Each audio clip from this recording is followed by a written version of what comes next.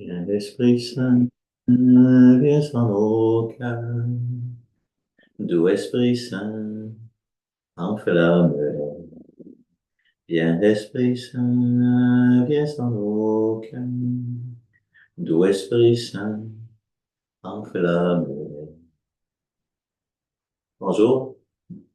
Alors, j'aimerais partager avec vous aujourd'hui, commencer une série de petits enseignements concernant l'année sainte, évidemment. Et je vous propose qu'on commence aujourd'hui par une étude biblique. Parce que, comme vous savez, le concept de l'année sainte puise ses racines dans la Bible, dans l'Ancien Testament. Et c'est une belle occasion peut-être de renouer avec nos racines bibliques et même, j'oserais dire, nos racines juives, parce que ces racines juives ont beaucoup à nous apprendre. Alors, donc, l'année sainte est présentée au livre du Lévitique, au chapitre 25 du livre du Lévitique. Alors, le livre du Lévitique, c'est un livre de loi. Des fois, ça peut nous paraître un peu bizarre de lire ce livre-là. Mais, évidemment, donc la loi, c'est pas à comprendre au sens de la loi comme nous, on le voit aujourd'hui. La loi dont il est question dans le livre du Lévitique, c'est une loi de sainteté. Loi de sainteté. Et d'ailleurs, la dernière section du livre du Lévitique, du chapitre 17 jusqu'à la fin, chapitre 26, s'intitule dans nos traductions françaises, ça, vous allez voir, on va souvent donner un titre à cette dernière section, on va l'appeler la loi de sainteté. C'est ça dont il est question. Alors, il y a un slogan qui accompagne toute cette loi de sainteté, que vous avez déjà entendu, parce que Jésus va le citer à un moment donné, soyez saints, car moi, le Seigneur, votre Dieu, je suis saint. Et soyez saints, car moi, le Seigneur, votre Dieu, je suis saint. Donc, c'est une loi de sainteté. C'est dans cette loi de sainteté qu'on va trouver le commandement le plus connu, que Jésus va citer également. Tu aimeras ton prochain comme toi-même. Donc, une série de lois, de préceptes. Et là, tu aimeras ton prochain comme toi-même, qui vient comme conclure une série de préceptes. Alors, Jésus n'a pas inventé ce commandement-là. Il a simplement pris dans la loi juive, dans l'Ancien Testament, et il l'a mis en lumière, il lui a donné toute sa valeur. Donc, on est dans cette loi de sainteté. Et bien sûr, donc, c'est dans cette section du livre, dans cette loi de sainteté, qu'on va retrouver la présentation de l'année sainte. Et on peut facilement imaginer que dans tout un livre consacré à la loi de sainteté, l'idée de l'année sainte va arriver comme un couronnement, comme une synthèse, un résumé de toute cette loi de sainteté. Et ça arrive donc au chapitre 25, presque à la fin du livre du Lévitique. Mais avant de l'aborder, encore une petite chose, on se rappelle que cette loi de sainteté, donc, elle doit toujours être reçue dans la perspective de l'alliance de Dieu avec son peuple. L'alliance de Dieu avec son peuple. Donc Dieu est allé libérer son peuple de l'esclavage d'Égypte. Il l'a fait sortir d'Égypte, l'a libéré de l'esclavage. Il l'a conduit à travers le désert jusqu'à la terre de la promesse et lui a donné cette terre en chassant tous les ennemis. Et pourquoi il fait cela? Pour confier à ce peuple qu'il a choisi une mission qui est de révéler son nom parmi les nations, faire connaître la sainteté de son nom parmi toutes les nations. Et alors, toute la loi de sainteté et l'année sainte doit être reçue comme le mémorial de cela. C'est toujours le mémorial de cette libération de l'esclavage, le don de la terre et la mission de faire connaître la sainteté de Dieu parmi les nations. Donc, on doit être vécu comme à la fois action de grâce pour les œuvres de Dieu, rappel de tout cela et un engagement dans notre mission. Alors, donc, on va à ce chapitre 25, donc du livre du Lévitique. Si vous avez la Bible, vous pouvez l'ouvrir aussi. On va regarder ça ensemble. Donc, le chapitre 25 commence par une première petite section, les 7 premiers versets qui concernent l'année sabbatique. On dit ceci: le Seigneur parla à Moïse sur le mont Sinaï et dit: parle aux fils d'Israël, tu leur diras, lorsque vous entrerez dans le pays que je vous donne, la terre observera un repos sabbatique pour le Seigneur. Pendant 6 ans, tu ensemenceras ton champ. Pendant 6 ans, tu tailleras ta vigne et tu récolteras les produits de la terre. Mais la 7e année, ce sera un sabbat, un sabbat solennel pour la terre, un sabbat pour le Seigneur. Tu n'ensemenceras pas ton champ, tu ne tailleras pas ta vigne. Ce sera une année sabbatique pour la terre. Donc, premier aspect, avant même d'arriver à l'année sainte, donc l'année sabbatique, tous les 7 ans, on fait reposer la terre. Donc, ça peut évidemment avoir un sens agraire.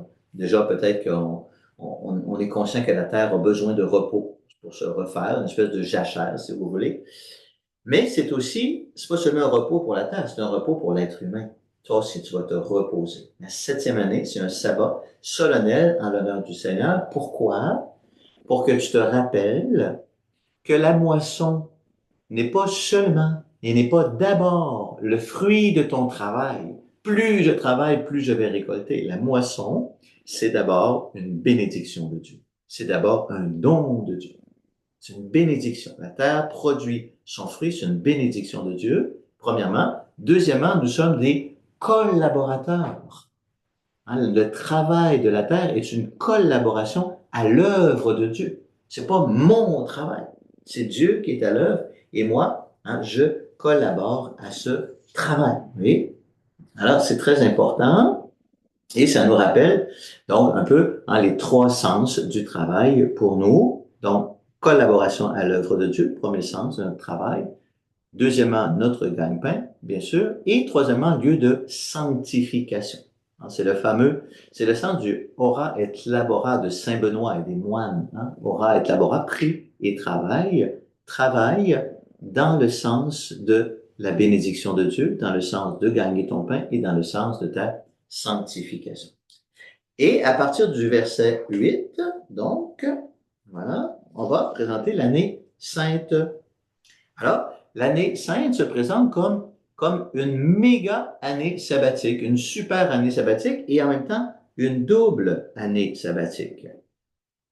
Parce qu'on lit ceci, donc vous ferez de la 50e année une année sainte et vous proclamerez la libération pour tous les habitants du pays. Ce sera pour vous le jubilé. Chacun de vous réintégrera sa propriété, chacun de vous retournera dans son clan, on va en parler dans 2 petites minutes. Cette 50e année sera pour vous une année jubilaire. Vous ne ferez pas les semailles, vous ne moissonnerez pas le grain qui aura poussé tout seul, vous ne vendagerez pas la vigne non taillée. Le jubilé sera pour vous chose sainte, vous mangerez ce qui pousse dans les champs. Donc, c'est encore une année sabbatique, mais c'est une deuxième année sabbatique de suite, puisque la 49e année, c'était une 7e année, c'est une année sabbatique ordinaire, 7, 14, 21 jusqu'à 49, et la 50e année en plus, donc deuxième année sabbatique double. Faire confiance que la bénédiction de Dieu va être assez grande pour nous nourrir pendant 2 années sans travail. Oui. Mais à cette année sabbatique double s'ajoutent d'autres considérations. Donc, en cette année jubilaire, chacun de vous réintégrera sa propriété. Si dans l'intervalle tu dois vendre ou acheter, n'exploite pas ton compatriote. Quand tu achèteras à ton compatriote, tu tiendras compte des années écoulées depuis le jubilé. Celui qui vend tiendra compte des années qui restent à courir. Plus il restera d'années, plus tu augmenteras le prix. Moins il en restera, plus tu réduiras le prix, car la vente ne concerne que le nombre des récoltes. Tu n'exploiteras pas ton compatriote, tu craindras ton Dieu. Je suis le Seigneur, votre Dieu. Donc, à l'année jubilaire, chacun retrouve sa terre. La terre qu'il a vendue, il la récupère. Donc, en fait, la terre ne se vend pas. On peut louer la terre. On vend un certain nombre de récoltes, comme dit le texte. Pourquoi? Parce que la terre appartient à Dieu. La terre appartient à Dieu. La terre ne m'appartient pas. Donc, je ne peux ni la vendre, ni l'acheter. Donc, la terre appartient à Dieu. Et à l'année jubilaire, chacun retourne sur sa terre, sur sa propriété. Chacun retrouve sa propriété. Et un petit peu plus loin, si on va donc au verset 39, si ton frère tombe dans la pauvreté et s'il se vend à toi, tu ne lui imposeras pas un travail d'esclave. Il sera pour toi comme un travailleur salarié et il travaillera avec toi jusqu'à l'année jubilaire. Alors il te quittera, lui et ses enfants, et il retournera dans son clan. Il réintégrera la propriété de ses pères. En effet, ceux que j'ai fait sortir du pays d'Égypte sont mes serviteurs. Ils ne seront pas vendus comme on vend des esclaves. Et à la toute fin du chapitre, car c'est de moi que les fils d'Israël sont esclaves, eux que j'ai fait sortir du pays d'Égypte sont mes esclaves, je suis le Seigneur, votre Dieu. Donc, l'année jubilaire, c'est aussi l'année de la libération des esclaves. Vous voyez? Donc, temps de repos pour la terre, remise de la terre et libération des esclaves. Donc, les trois sens de l'année jubilaire. Donc, ce sont à la fois des gestes concrets, c'est très concret, vous voyez, c'est très matériel, c'est très financier, économique, mais en même temps, ce sont des gestes symboliques. Ils sont faits non pas seulement pour des raisons économiques, mais aussi dans un sens symbolique de rappel que la terre appartient à Dieu. Dieu nous a libérés de l'esclavage. Nous sommes son peuple. Nous sommes témoins de la sainteté de Dieu dans le monde. À cela, on va ajouter la remise des dettes. Cela est déjà inclus dans ce qu'on vient de dire, car se vendre comme esclave ou encore vendre sa terre, c'est une dette. C'est quelque chose que je ne peux pas payer, alors je me vends moi-même comme esclave ou encore je vends la terre. Mais pour mieux comprendre encore le sens de l'année sainte, il faut la mettre en lien avec le chapitre 15 du Deutéronome. Donc, on peut aller au livre du Deutéronome, chapitre 15, et on va dire ceci. On va commencer par le verset, voilà, verset 12. Ensuite, on reviendra au début. On commence en lien avec l'esclavage d'abord. Quand parmi tes frères hébreux, un homme ou une femme se sera vendu à toi, vous voyez, pour payer une dette, il te servira durant 6 années, 6 ans. La 7e année, tu le renverras libre de chez toi, et en ce cas, tu ne le renverras pas les mains vides. Tu le couvriras de cadeaux avec le produit de ton petit bétail, de ton aire à grains et de ton pressoir. Tu lui donneras la mesure de la bénédiction du Seigneur, ton Dieu. Tu te souviendras que tu as été esclave au pays d'Égypte et que le Seigneur, ton Dieu, t'a racheté. Voilà pourquoi je te donne aujourd'hui ce commandement. Alors, ici, ce qui est dit, c'est que la libération des esclaves se fait au bout de 7 ans. Vous voyez, ce qui est plus réaliste. Au bout de 50 ans, c'est long, 50 ans.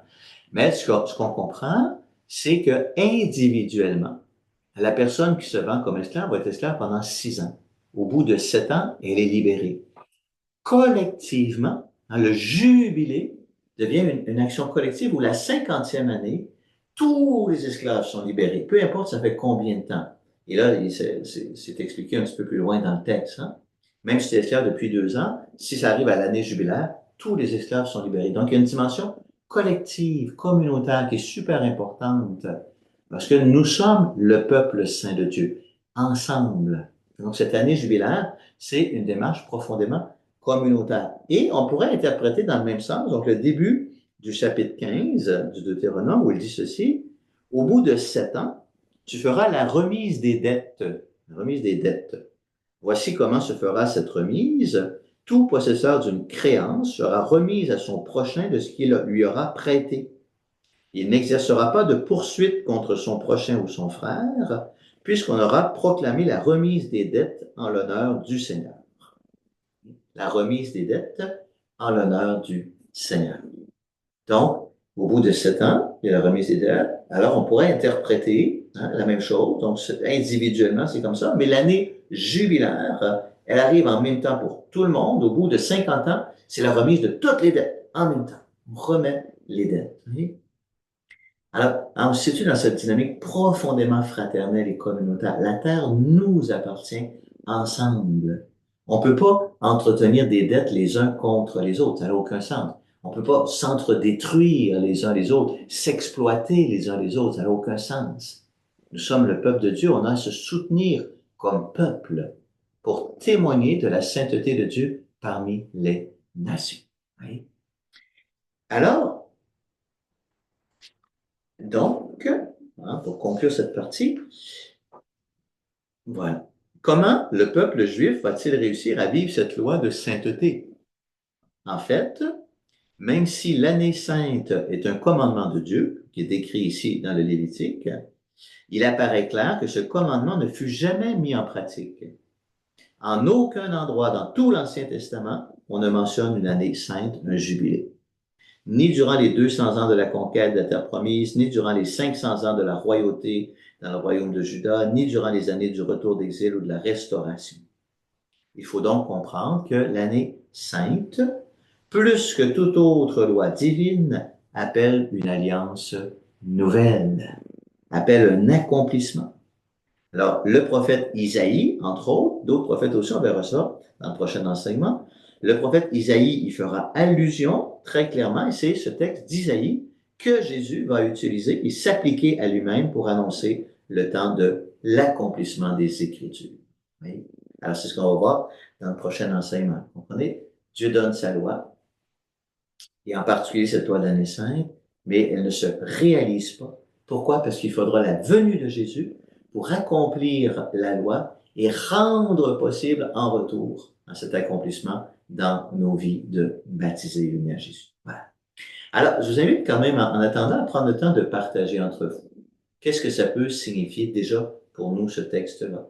Quelle est notre relation avec le travail? Quelle est notre relation avec la terre, avec le repos? Comment on accueille cette invitation au repos? Quelle est en quoi est-ce qu'on est invité à remettre, nous, des dettes? Est-ce que des dettes qu'on a à remettre à nos frères et sœurs entre nous, ne pas garder des dettes les uns envers les autres? On est invité c'est ça, le retour à la terre. Voilà. Donc, notre relation à la terre, notre relation au repos, la libération des dettes, et voilà. Peut-être que j'ai oublié une dimension. De toute façon, vous êtes invité à partager comment cette présentation dans l'Ancien Testament de l'année sainte déjà a une répercussion dans vos cœurs. Alors moi, je vous accompagne de ma bénédiction au nom du Père et du Fils et du Saint-Esprit. Amen.